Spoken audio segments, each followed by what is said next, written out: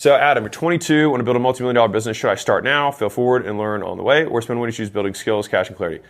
To me, those are one and the same. Like, you will build skills by failing. So I would try and do stuff. Like, just being real. Like, do stuff, learn from it. And if you can make money while you're doing it, great. I think that for many people, a huge leg up that you can have is working 1 to 3 years in the industry that you want to get into. I think there's huge upside there because you don't even know what you don't know. And you learn so many like default ways of operating. Because when you have to, I'll give you an analogy. So imagine you've got a pile of bricks. So you've got this pile of bricks. All right, let's say that these bricks represent, stuff that you can use to build. This is gonna be a terrible pile of bricks, but whatever. Okay. And someone says, go build me a building. You then try and assemble these bricks in 100 different ways. And the thing is like, if you don't have directions on how to assemble those bricks, you're not going to know what assembly is the correct one for a building. And so the thing is that if you have an ideal building in mind, then there may be a few ways that you can correctly assemble the bricks to get a building, but there's going to be way more ways to not assemble the bricks to make a building. And so for me, I would rather just like, kind of like if you're building a building, like you're building an IKEA desk, right? If you don't have the directions and you have the pieces, you might eventually figure it out, but it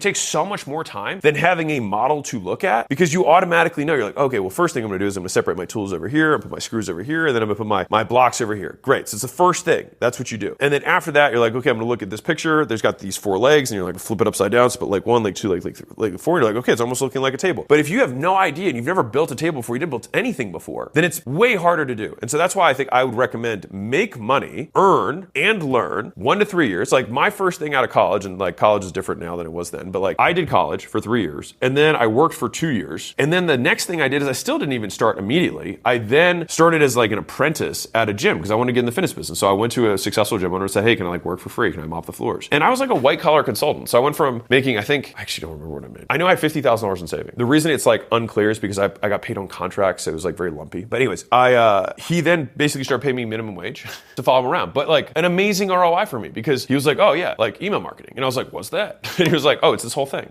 right? And again, YouTube wasn't really like around when I started doing this. And so I had to learn the hard way. So that being said, hopefully that helped for Adam in terms of thinking about what to do.